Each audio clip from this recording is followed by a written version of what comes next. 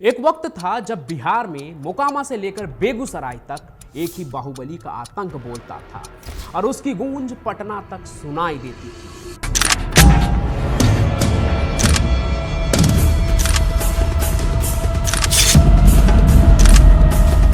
ये वो बाहुबली है जिसकी हनक गुनाह की गलियों से लेकर सियासी सफर तक रहा।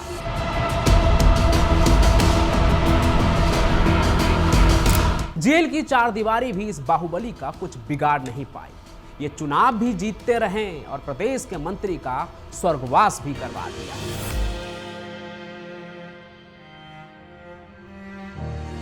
जी हां, आज क्राइम कनेक्ट के आइए ना हमरा बिहार में सीरीज के चौथे एपिसोड में हम बात कर रहे हैं गंगा किनारे वाले मोकामा के एक और बाहुबली सूरजभान सिंह, जिसके आतंक से शर्मसार होकर उनके पिता और भाई ने खुद अपनी जान ली। आइए ना हमरा बिहार में, आइए ना हमरा बिहार में। बिहार के बाहुबलियों में सूरजभान सिंह की कुख्याति इसलिए भी लोगों के जहन में बरकरार है क्योंकि सूरजभान सिंह की अदावत बिहार के पहले बाहुबली अशोक सम्राट से थी।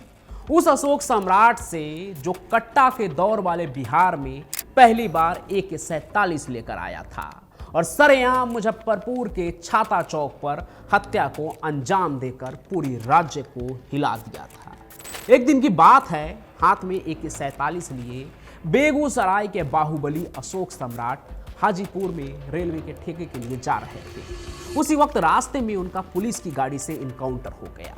दोनों तरफ से ताबड़तोड़ गोलियां चल रही थी और इस गोलीबारी में अशोक सम्राट ढेर हो गए। लेकिन सूरजभान सिंह इस अदावत के बाद भी जिंदा रहे और जो जीता वही सिकंदर। लेकिन इसी सिकंदर बनने के रास्ते में सूरजभान सिंह के अपनों का भी खून शामिल है, जो किसी वर्चस्व में नहीं बल्कि उनकी जान सूरजभान के काले कारनामों की वजह से गई। 5 मार्च 1965 को गंगा किनारे बसे पटना जिले के मोकामा में जन्मे सूरजभान सिंह की कहानी किसी भी आम बाहुबली से बहुत अलग है। अपराध की सीढ़ियां सूरजभान ने इतनी तेजी से चढ़ी कि लोग उसके नाम से ही कांपने लगे थे। हालांकि उसकी जिंदगी की शुरुआत गांव की गलियों में खेलते कूदते ही हुई थी। सूरजभान सिंह के पिता एक व्यापारी सरदार गुलजीत सिंह की दुकान पर नौकरी करते थे और यहीं से कमाए पैसों से सूरजभान के पिता अपना घर चलाते थे, अपने दोनों बेटे को पालते पोसते थे। आगे सूरजभान का बड़ा भाई CRPF में लग जाता है, उसकी नौकरी लग जाती है तो परिवार को बड़ा सहारा मिलता है। बड़े बेटे को देख पिता सोचते हैं कि लंबी चौड़ी कदकाठी वाला छोटा बेटा सूरजभान भी फौज में जाएगा और देश का नाम रोशन करेगा। लेकिन किस्मत को तो कुछ और ही मंजूर था। सूरजभान की किस्मत की लकीरें तो उसे सियासत और जुर्म की उस दुनिया में ले जाने वाली थी जहां उसके नाम का सिक्का चलने वाला था, जिसकी शुरुआत सूरजभान की गलत संगत से हुई। रंगदारी और वसूली करने वाले लोगों के साथ उसका रहना उठना बैठना शुरू हो गया। 80 के दशक में सूरजभान सिंह छोटे मोटे अपराध किया करते थे, लेकिन 90 का दशक आते आते उसके क्राइम का ग्राफ तेजी से बढ़ने लगा। उन्हें आगे बढ़ाने का श्रेय 2 लोगों को जाता है, कांग्रेस के विधायक और मंत्री रह चुके श्याम सुंदर सिंह धीरज और अनंत सिंह के बड़े भाई दिलीप सिंह को। अब इन दोनों का ही नाम आपने इस सीरीज के तीसरे एपिसोड में अनंत सिंह की कहानी में सुना ही होगा। दरअसल कभी श्याम सुंदर के लिए बाहुबली अनंत सिंह के बड़े भाई दिलीप सिंह बूथ कब्जियाने का काम करते थे, एक बाहुबली के तरह।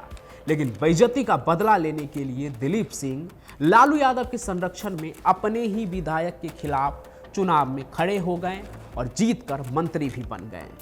दिलीप सिंह को धीरज ने ही पाला पोसा था, ऐसे में उसके पाले पोसे शख्स ने उसे ही चुनावी मैदान में शिकस्त दे दिया। इस बात से वो एकदम बौखलाए हुए थे। अब आप सोच रहे होंगे कि इन सभी चीज के बीच सूरजभान सिंह कहाँ हैं? तो देखिए, जैसे श्याम सुंदर के लिए दिलीप सिंह था, वैसे ही दिलीप सिंह के लिए सूरजभान सिंह था। तो जब दिलीप मंत्री बनकर व्हाइट कॉलर जॉब में आ गए, यानी कि नेता बन गए, विधायक बन गए, लालू यादव की सरकार में मंत्री बन गए, तो वो फुल टाइम पॉलिटिशियन हो गए। लेकिन क्षेत्र में अपना रुतबा तो बरकरार रखना ही था। इस दौरान ही सूरजभान सिंह दिलीप सिंह के वो बाहुबली बनकर उभरे जो उसका सबसे ज्यादा खास था। सिर पर मंत्री का हाथ था तो सूरजभान सिंह ने मोकामा में जमकर भौकाल काटना शुरू कर दिया और इन सभी चीजों से मिलती ताकत के बीच उसका ईमान भी मर गया, क्योंकि आगे सूरजभान सिंह उस गुलजीत सिंह से भी रंगदारी मांग लेता है जिसके यहाँ नौकरी कर कमाए पैसों से सूरजभान के पिता ने उसे पाला पोसा था। खुद सूरजभान सिंह भी गुलजीत के आंगन में खेल कर बड़ा हुआ था, उसके घर का नमक खाया था उसने। ऐसे में उन्हें ये बात खूब चुभी कि सूरजभान ही उससे रंगदारी मांग रहा है और सूरजभान की इस हरकत से हैरान उसके पिता को वो सारी बात बताते हैं। पिता के लिए ये बात समाज में नाक कटने जैसी थी। बिहार में कल्चर भी ऐसा ही है कि जिससे आप 2 रुपया कमाते हैं ना, उसकी खूब इज्जत करते हैं, लेकिन यहाँ उनका बेटा उसी थाली में छेद कर रहा था। पिता ने बेटे को समझाने की खूब कोशिश की, लेकिन तब तक गंगा में बहुत पानी बह चुका था। बेटे ने लाख समझाने बुझाने के बाद भी कदम पीछे नहीं हटाया। फिर कहते तो ये भी है कि काफ़ी समझाने के बावजूद भी वो रंगदारी पिता के मालिक से वसूल ही लेता है। फिर बेटे की इस हरकत से पिता को बहुत शर्मिंदगी महसूस हुई। कहा तो ये भी जाता है कि वो बेटे का फौज में जाने का सपना देख रहे थे और बेटा कहाँ मुजरिम बन गया था। आगे इस बात का सदमा उन्हें ऐसे लगा कि उन्होंने गंगा में कूदकर आत्महत्या कर ली। सूरजभान की इस हरकत से सीआरपीएफ में तैनात बड़ा भाई भी बहुत आहत हुआ और पिता का यूं चले जाना वो सह नहीं पाते हैं और वो भी अपनी जान ले लेते हैं, मौत को गले लगा लेते हैं। अब सूरजभान सिंह के सिर से बाप और भाई दोनों का साया उठ चुका था, वो बिल्कुल अकेला हो गया था। ऐसे वक्त में उसे दिलीप सिंह का साथ मिलता है। जाहिर सी बात है, दिलीप सिंह के साथ ही सूरजभान सिंह जुर्म के रास्ते पर आया था। ऐसे में उसके सरपरस्ती में वो रुकने वाला थोड़ी था।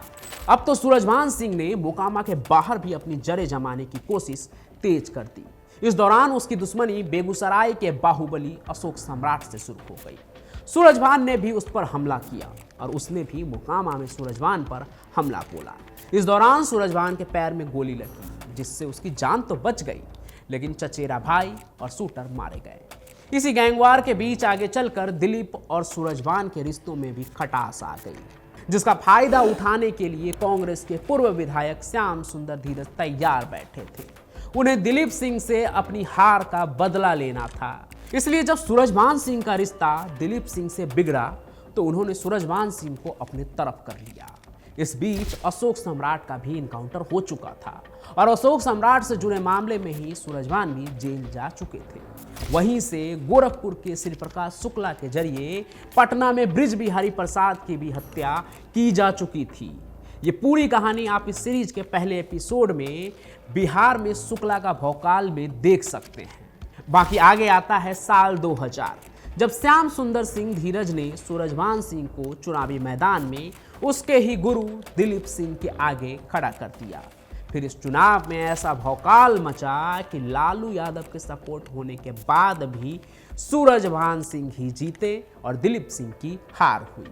उस वक्त तक पुलिस रिकॉर्ड में सूरजभान सिंह के ऊपर बिहार और उत्तर प्रदेश को मिलाकर कुल 26 मामले दर्ज थे। फिर भी साल 2004 में वो रामविलास पासवान की लोक जनशक्ति पार्टी के टिकट से बलिया के सांसद बने और विधानसभा से लोकसभा पहुंच गए। पार्टी ने फैसला लिया है सूरजभान जी के संबंध में कि सूरजभान सिंह को यहाँ से कहते हैं कि यहाँ से उम्मीदवार बनाया जाए। वैसे आगे सूरजभान सिंह मंत्री बृज बिहारी प्रसाद के हत्या में भी घसीटे गए। साल 2009 में निचली अदालत ने सूरजभान समेत सारे आरोपियों को आजीवन कारावास की सजा सुना दी, लेकिन बाद में सबूत के अभाव में, क्योंकि उस हत्या के वक्त सूरजभान सिंह जेल में बंद था, तो जब सबूत का अभाव होता है तो सूरजभान सिंह को बाद में बरी कर दिया गया। अब यही तो होता है बाहुबली होना। मुकदमे होते रहेंगे, जेल आना जाना लगा रहेगा, लेकिन भौकाल बाहुबली का आबाद रहेगा।